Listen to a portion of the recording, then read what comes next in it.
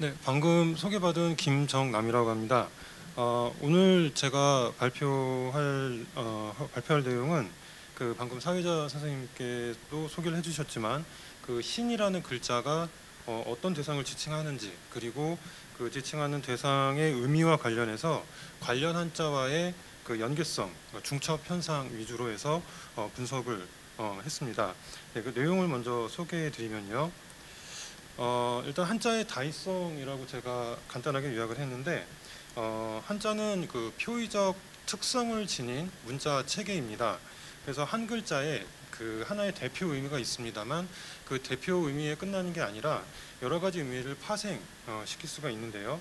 여기 보시는 것처럼 견자의 대표 의미는 이제 보다입니다만, 이로부터 만나다 내지는 뭐 드러내다, 그리고 견해라는 의미도 아울러 가지고 있습니다. 근데 여기 중에서 이제 보다라는 이 의미도 이 견자 외에도 볼 간자 내지는 볼 관자 그리고 볼 시자도 마찬가지로 보다라는 의미를 함께 표현할 수가 있습니다. 그렇다면 이 견하고 간, 관, 시, 이 의미 모양 자형이 다 다른 한자입니다만 어떤 그 맥락을 가지고 이 보다를 표현하는지에 대해서 그런 의미 간의 관련성에 대해서 좀 살펴보고자 합니다. 이렇게 그 한자 간의 의미가 중첩되는 현상은 그 논리적인 언어관, 그러니까 시제라든지요, 아니면 주체 내지는 뭐 완료 이런 거와 관련된 논리적 언어관보다는 직관이라든지 깨달음을 중시했던 그 고대 동아시아 전통의 사유가 반영된 결과로 볼 수가 있겠습니다. 이번에 좀 중점적으로 알아볼 이 신자 관련해서 일단 먼저 개괄을 좀 먼저 하면은 그 자형 변천과 의미 파생의 과정에 관련해서 표로 일단 정리를 간단하게 해봤습니다. 최초 갑골문에서는 그 번개 형상을 중심으로 해서 번개를 뜻하기도 했지만, 그다음에 기상 현상을 통해서 전달되는 어떤 그 절대자의 메시지, 징조라고도 볼 수 있고요. 그다음에 절대신의 사자로 의미를 표현하기도 했습니다. 서주문문 단계에서부터 보이시자와 이 자형이 결합이 되면서 지금의 그 신자의 그 원형이 나오게 됐는데요. 이때는 주로 절대신의 사자라든지 아니면 조상신 의미로 많이 활용이 됐습니다. 전국문자 단계도 이제 같은 자형을 쭉 유지하게 되는데, 전국문자 단계에서부터는 좀 다양한 의미가 포함이 됩니다. 이거 관련돼서는 잠시 후에 좀 설명을 드리겠고요. 그 다음에 이제 소전체 단계에서 그 절대신이라고 하는 대표 의미가 부여가 됩니다. 일단 신자 관련해서 그 문헌 용례와 역대 주석을 통해 본 그 신자의 지칭 대상에 대해서 소개를 드릴 텐데, 세 가지를 일단 소개를 드리겠습니다. 천신, 그 다음에 조상신, 오방신 세 가지인데요.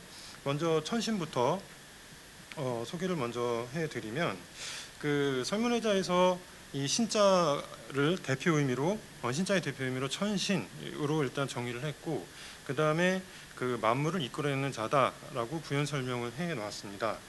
앞에서 살펴본 대로 전국시대 이후부터는 그 각종 추상적 개념이 반영된 그래서 이 의미 층차가 굉장히 다양해지는 걸 볼 수 있는데, 한대 이후로부터는 이 역대 주석가들이 신과 그 다음에 천자의 반복 호응 관계를 만들어 놓습니다. 그래서 신은 천을 대표하는 유일한 존재로 부상하게 됩니다.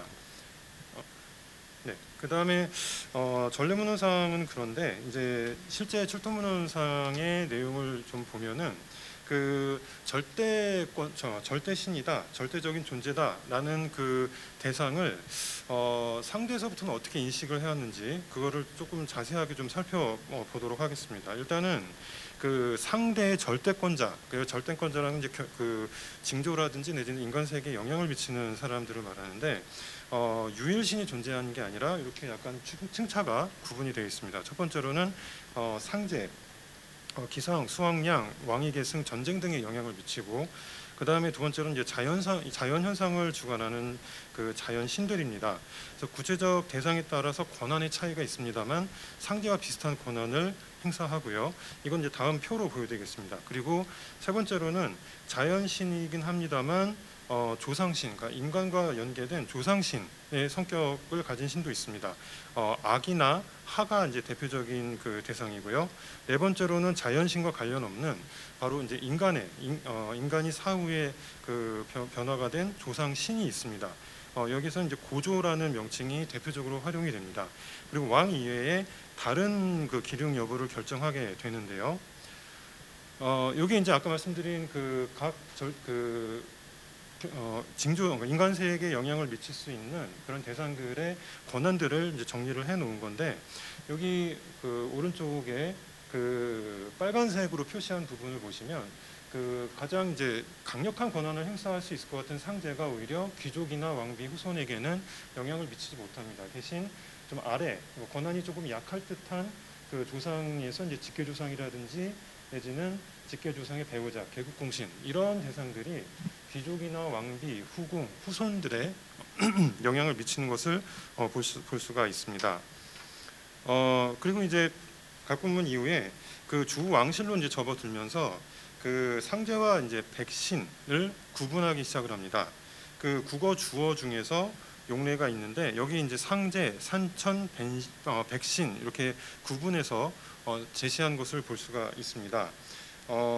이렇게 구분했던 이유는 주왕실이 그 백성을 보호하고 그다음에 정의를 추구하며 시비를 명확하게 가릴 수 있는 그런 대상으로 인식을 했기 때문인데요. 그 여기서 이제 상제와 천의 어떤 관계 변화가 감지가 됩니다. 상제하고 하늘의 관계는 그 인격신의 면모가 강화된 반면에 하늘의 경우는 사람들이 쉽게 접근을 하고 감지해서 실체를 파악할 수 없는 그런 대상으로 인식을 합니다. 그래서 이 두 그 대상의 관계가 정확하게 이제 어떤 관계냐 좀 의견이 분분하긴 합니다만 춘추 시기 이후부터는 이 두 대상이 결합된 절대자의 모습으로 형상화되기 시작을 합니다. 그래서 허신이 언급한 이 천신도 아마 이 절대자의 모습을 감지해서 언급한 걸로 보이고요. 그런데 그 전래문헌에서는 바로 이 하늘 천과 신의 결합의 어떤 맥락, 연관성을 쉽게 찾아볼 수 없습니다만 상박토관이라고 하는 출토문헌의 삼덕에 보면 이 천신과 함께 제시된 용어가 천상과 천례입니다. 이거는 이제 국가의 존망과 질서와 관련된 그 개념인데요.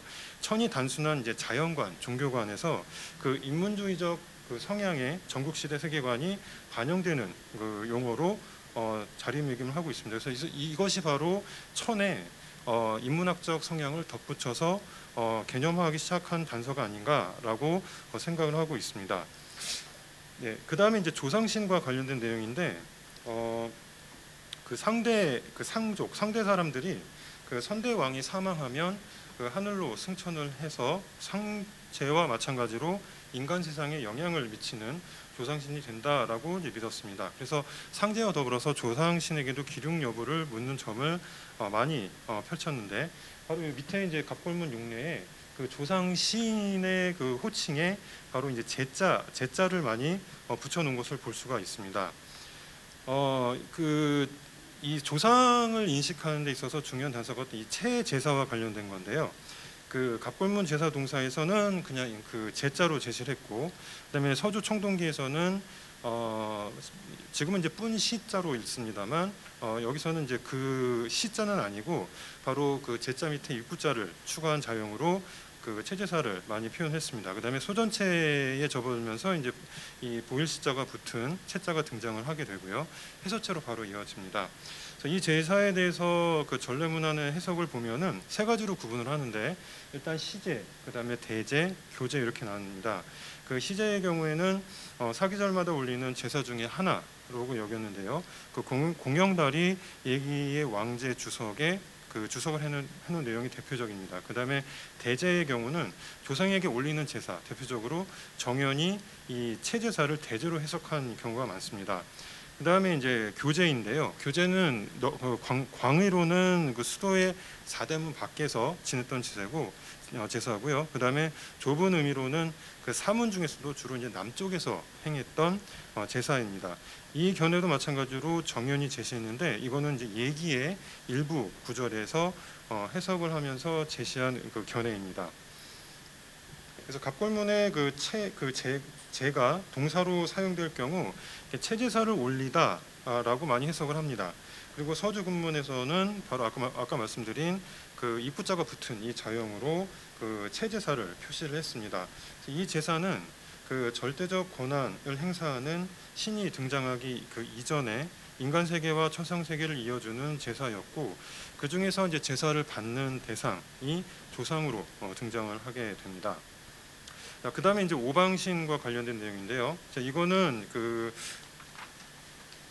오방신은 이제 직역하자면 5방향을 관장하는 신이라고 볼 수가 있겠습니다. 이 관련 용례가 갑골문에도 등장을 합니다만, 일단 전래문헌에서 이와 관련된 용례를 볼 수 있습니다. 여기서 그 좌전 서공 17년 그 기록 중에서 일단 그 무슨 시 하면서 이제 5명씩을 제시를 하는데요. 한번 보시면 이게 예문이 너무 길어서 제가 한문까지는 인용을 못했고 일단 한글로 좀 인용을 했습니다. 그래서 황제씨, 염제씨, 공공씨, 태호씨, 그리고 소호씨, 그다음 밑에 이제 오치 내지는 오구로 이제 명명하는 봉조씨, 현조씨, 백조씨, 청조씨, 단조씨, 그다음에 축구씨, 저구씨, 시구씨, 상구씨, 굴구씨 이렇게 제시가 되는데 바로 이 5구와 5 그 새 이름과 관련된 이 그 관직들이 기물과 도구를 편리하게 하고 도량형을 통일해서 백성을 고르게 했다라고 이제 서술을 하고 있습니다. 자, 이 부분이 갑골문에도 이제 제오신 내지는 제오공신 등으로 제시가 되어 있고요. 그 다음에 그 사기나 한서에도 이와 관련된 그 관직 체계들이 조금 보입니다. 사기 봉선서에는 그 오신과 그 다음에 오제와 천신의 관계가 설명이 되어 있고, 효무 분기에서는 그 천신을 태일로 일단 그 표현을 하는데, 태일을 보좌하는 그 사람들을 오제라고 칭한다라는 기사가 있습니다. 그 다음에 교사지에서는 아예 오방신의 명칭에 그 청적, 백황, 흑 5가지 색을 표시한 용례까지 등장을 합니다. 이것은 이제 오른쪽 그림에서 보시는 것처럼 그 오행의 요소인 수목, 수화, 목금토 이것을 이용해서 5가지 일단 방향을 설정을 하고, 그 다음에 여기 상징색을 통해서 칭호를 정한 것입니다. 이런 칭호를 통해서 정해진 통치 체계가 그 고대 국가 시스템에 이제 적용된 사례도 있는데, 그 요순 활동 시기에 진행된 치수 사업 그거의 결과로 제편된 천하 행정 구역인 오복제도에도 역시 이 그 5가지 오방신과 관련된 시스템이다라고 볼 수가 있겠습니다. 그래서 이렇게 신과 관련된 여러 가지 의미가 있었는데요. 그 지금까지 이제 신자와 포함된 다양한 지칭 대상을 살펴봤다면, 이 그 지칭 대상과 관련해서 그 신자 외에 의미별로 중첩이 되는 다른 한자어의 관련성도 역시 살펴보도록 하겠습니다. 그래서 처음 말씀드린 한자의 그 다이성과도 연계가 되는 문제인데, 시각적으로 살펴보기 위해서 의미 지도를 제가 좀 활용을 해봤습니다. 그래서 의미 지도는 여기 보시는 것처럼 그 관련 언어를 수집해서 의미양을 추출을 하고, 의미 간의 관계 여부에 따라서 선형 구조 내지는 위계 구조를 등으로 배열을 해서 상관관계를 한눈에 볼 수 있도록 고안된 연구 방식입니다. 그래서 연구자의 의도에 따라서 이것을 다양한 언어 형식을 하나의 공간에 배치하고 이를 가시적으로 이제 범주화시킬 수 있는 장점이 있는데요. 의미지도와 관련해서 제가 이렇게 잘 알지 못한 상황에서 정리를 좀 해봤습니다. 일단은 그 신이 가지고 있는 절대신과 관련된 의미군에 그 해당하는 한자로 첫 번째는 이제 제자를 좀 살펴봤는데, 이 제와 관련해서는 아직 자형이라든지 의미의 기원은 정확하게 밝혀진 바가 없습니다. 근데 이 제자와 관련해서 그 시족 사회 단계의 종교관념을 반영한 한자라는 그 단서가 보이는데, 그 존경, 그 다음에 숭배의 대상이 사후에도 시족을 보호해 준다라는 믿음이 바로 여기 그 제자에 반영이 되어 있습니다. 그래서 시족에 기여한 조상은 먼 조상까지도 제사를 드리는데, 이게 이제 조상신 숭배의 이제 전통이 반영이 된 거고요. 그리고 이제 춘추 시대 이후에 제는 신격화된 조상신 이외에도 다양한 의미로 파생이 됩니다. 그래서 신적인 능력을 보유했다든지 아니면 인간 세계의 군주 내지는 이런 뭐 신적 능력의 보유자나 그다음에 군주가 행하는 살핌, 그러니까 그 인간 세상을 살핀다라는 의미의 동사로도 활용이 됐습니다. 그다음에 이제 천자가 있는데 신자하고 천자 아까 천신에서도 이제 보셨듯이 굉장히 좀 관련성이 깊은 그런 한자입니다. 이 천자는 본래 사람의 정수리를 뜻했던 한자에서 하늘로 이제 파생이 됐습니다. 시족 사회 숭배 대상이 아까 그 제자였다면 이 국가 이 시족의 연합체, 시족 사회의 공동체로 볼 수 있는 이 국가 단위로 이제 조직이 커지면서 이 국가 단위의 조직을 통제하기 위한 추상적 대상으로 바로 이 천이 상정이 됩니다. 그래서 이제 천신이라는 용어도 등장을 하게 됐고요.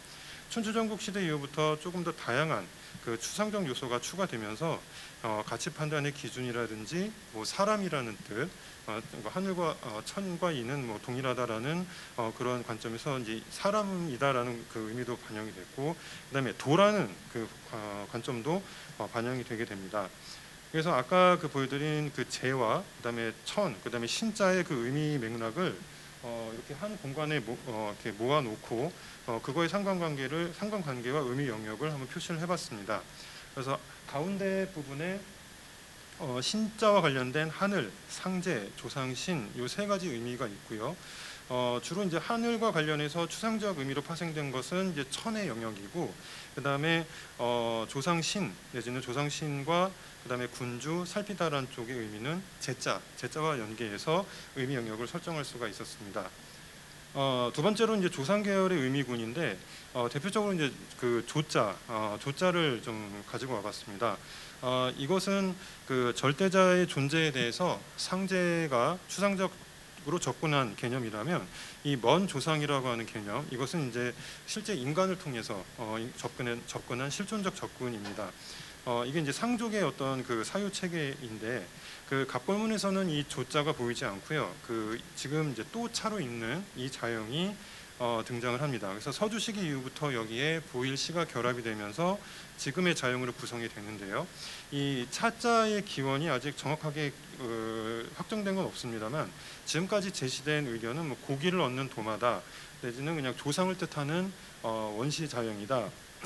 아니면 남성의 생식기다, 내지는 흙으로 빚은 항아리다. 마지막은 이제 고고학적 발굴 성과로 이제 제기된 의견인데 이것들의 이제 객관성 내지는 실제성은 확정하는 것은 차치하더라도 일단 이런 의미들이 그 제사 대상인 조상과의 관련성과 더불어서 그 남성 생식기를 통해서 혈연을 이어지는 연관관계, 이것으로 이제 조상의 의미가 부각됐다라고 이제 추측할 수가 있고요.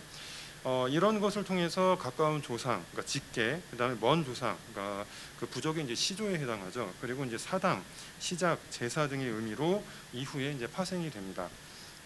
그래서 그것을 통해서 이제 이 두 신자와 조자의 그 의미 관련성을 보면은 조자의 의미 영역에 신자가 이렇게 포함이 되는 걸 볼 수 있습니다. 그래서 조상신에서 이제 아버지, 그다음에 제사 내지는 이제 먼 조상에 해당하는 시조, 그리고 이제 그런 조상들을 모시는 사당이라든지, 그다음에 시작은 그 시조와 관련돼서 나온 의미로 보시면 되겠습니다.